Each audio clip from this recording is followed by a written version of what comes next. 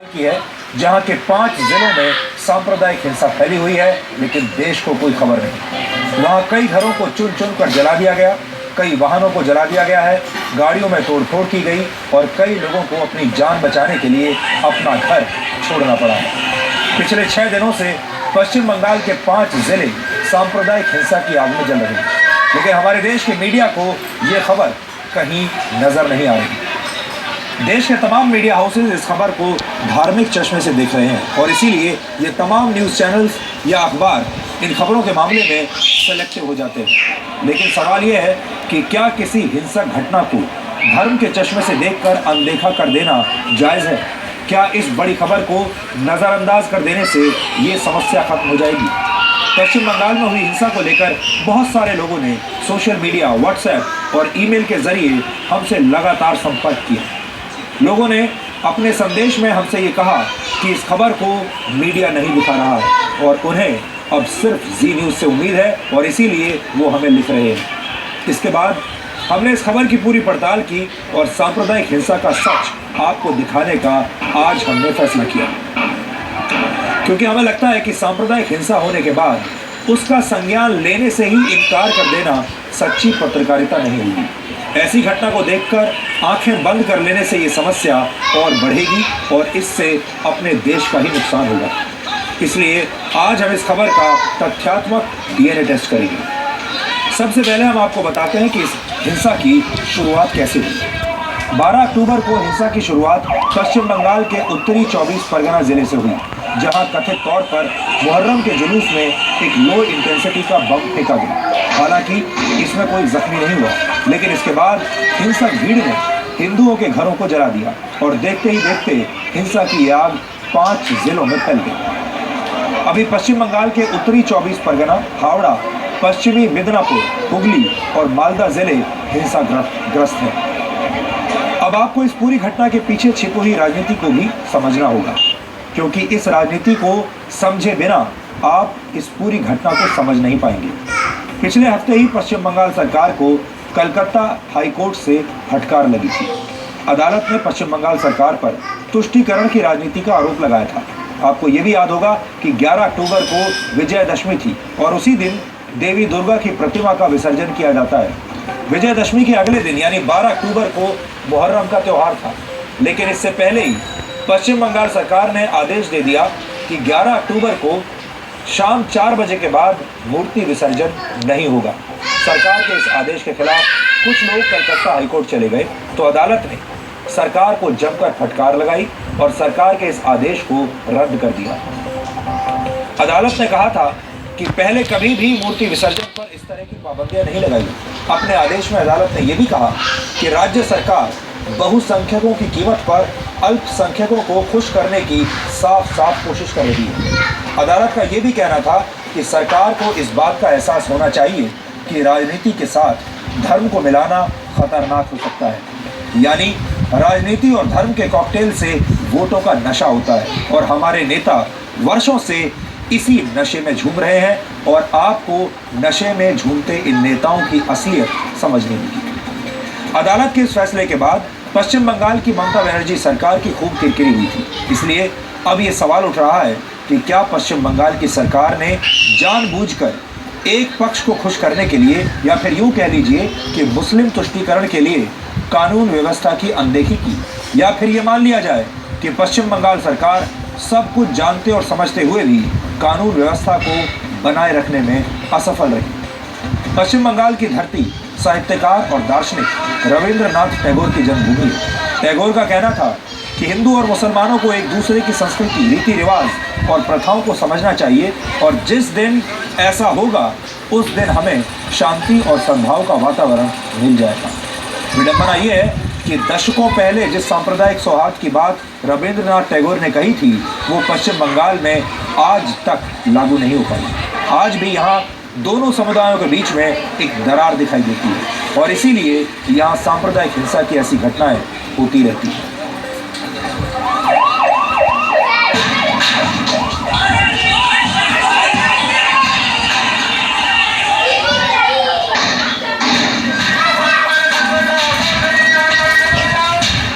हंगामा हल्ला, तोड़फोड़ और आगजनी। तस्वीरें पश्चिम बंगाल की, जहां मुहर्रम और विजयदशमी के दिन मूर्ति विसर्जन पर हिंदू और मुस्लिम आपस में भिड़ गए। पिछले एक हफ्ते से पश्चिम बंगाल के 5 जिले सांप्रदायिक हिंसा में जल रहे हैं और सरकार शांत बैठी है। हिंसा की शुरुआत पश्चिम बंगाल के उत्तरी 24 परगना जिले से हुई। ऐसे आरोप हैं कि मुहर्रम के जुलूस में कथित तौर पर एक लो इंटेंसिटी का बम फेंका गया। हालांकि इसमें कोई जख्मी नहीं हुआ, लेकिन इसके बाद पूरे इलाके में हिंसा फैल गई और आरोपों के मुताबिक भीड़ ने हिंदुओं के घरों को जला दिया। इसके बाद गुरुवार को हिंसा आसपास के इलाकों में भी फैलनी शुरू हो गई। इसमें कई लोग घायल हो गए, जबकि 30 घर, कई दुकानें और वाहन जला दिए गए। आ रहे थे मिठाई दुकान में लोग आए थे, वहाँ से आने के बाद बोला मुस्लिम लोग से नफरत करता है लोग, और उसी दाव पाव से मार दिया, हाथ खुला के मार, हाथ टेढ़ा हो गया पूरा, यहाँ का हड्डी पूरा फंस गया। तो तुम कुछ बोले नहीं उन लोगों को? तुम कुछ बोले नहीं उन लोगों को? बोलने ही नहीं पा रहे वो लोग। 100 कम से कम 10 लड़का थे, वो भी तलवार लेके। हम क्या बोले? उसमें बोलेंगे और बोलेंगे तो और मारेगा। उससे अच्छा भागना ही था, जैसे वो भाग लेती बम से मार रहा है, गोली चला रहा है, जिसको पकड़ता है उसको मारे, जिसको पकड़ा उसको मारे, बूढ़ा लोग को भी नहीं छोड़ा, दुकान फोड़ दिया। सभी मुस्लिम सही मुस्लिम। अब बोल रहा था पाकिस्तान जिंदाबाद बोल। उत्तरी 24 परगना के हाजीनगर और हाली शहर से शुरू हुई हिंसा मालदा के चांचल, हुगली के चंदन नगर और पश्चिमी मेदिनीपुर के खड़गपुर शहर तक फैल गई। स्थानीय प्रशासन स्थिति को नियंत्रण में बता रहा है, लेकिन जी न्यूज के दर्शक हमें लगातार वहां हुई हिंसा के वीडियो भेज रहे हैं, जिनमें स्थिति बहुत ही बदतर दिख रही है। जिंदाबाद আবার রাতে হামলা করলো। আচ্ছা, কতজন ছিল মোটামুটি? ওরা 2000 মতো লোক। আপনারা কোথায় ছিলেন? আমরা মানে বাড়ি থেকে আমাদের বাড়ি কাঁচা বাড়ি আছে, আমরা ভেঙে গেলাম আর আমাদের ঘরে আগুন লাগাই দিয়েছে। 4 দিন লোকগুলো ছেড়ে রেখেছে যে না বাইরে হতে পারে না। আমার ভাসুরের বাড়িতে আমরা মেয়েদেরকে ঢুকাই রেখেছি, আমাদের ভাসুরের বোঝা ভেঙে পারিনি। আমার মেয়েদেরকে বেজ্জতি করার জন্য লোক আসে ঢুকে গেছে। গরু খুলে নিয়ে চলে গেল, 8টা গরু খুলে নিয়ে চলে গেল, সব কিছু জড়াই করে ছাড়খাড় করেছে, তারপর ওরা গেল। कई लोग अपना घर छोड़कर भाग गए हैं। बीजेपी के पश्चिम बंगाल के अध्यक्ष दिलीप घोष इसे पूरी तरह से सरकार की नाकामी बता रहे हैं। इसके पहले भी कभी कभी इस प्रकार टेंशन हुआ है, लेकिन इस प्रकार मुहर्रम के बाद इस बार जो परिस्थिति निर्माण हुआ है, 15 जगह में ऐसा परिस्थिति हुआ, दंगा जैसा स्थिति है। अभी भी 4-5 दिन होने के बाद भी 5-7 जगह में अभी भी पूरा टेंशन है। उसी मालदा जिला में जहाँ कलियाचक हुआ था, उसी प्रकार घटना चांचल बोल के एक जगह है, थाना वहाँ कलीग्राम गाँव में, वहाँ थाना जलाने के लिए आए। 2 दिन बड़ा जमायत हुआ वहाँ। खड़गपुर से मैं जहाँ से MLA हुआ, वहाँ बाहर से लोग आए ताजिया लेकर के, हजारों लोगों का जमावड़ा हुआ और पुलिस कंट्रोल नहीं कर पाई। पुलिस के पास फोर्स आर्म भी नहीं है, सफिशिएंट फोर्स भी नहीं है। पुलिस को आक्रमण किया गया बम से, बंदूक से। अभी उत्तर 24 में, हाली शहर में, चंदन नगर, हुगली में, सब जगह ऐसी परिस्थिति चल रही है। सब जगह टेंशन है, लोगों का मन में भय है, पुलिस का ऊपर भरोसा नहीं है। सरकार की मंसूबा क्या है, ये तो इस पर प्रश्न चिन्ह है। बीजेपी सत्तारूढ़ तृणमूल कांग्रेस पर कई गंभीर आरोप भी लगा रही है।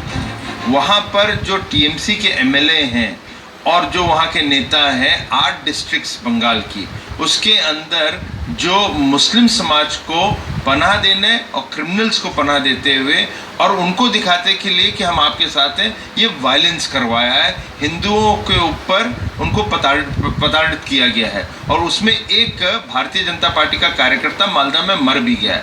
मगर हम लोग जहाँ जहाँ जाते हैं, DGP के पास जाते हैं या ममता बनर्जी के पास जाते हैं, वहाँ पे कोई सुनवाई नहीं। रोज हम लोगों के हिंदुओं के घर जलाए जा रहे हैं। वहीं पश्चिम बंगाल में विपक्षी पार्टियों को भी इस सांप्रदायिक हिंसा में राजनीति करने का मौका मिल गया है।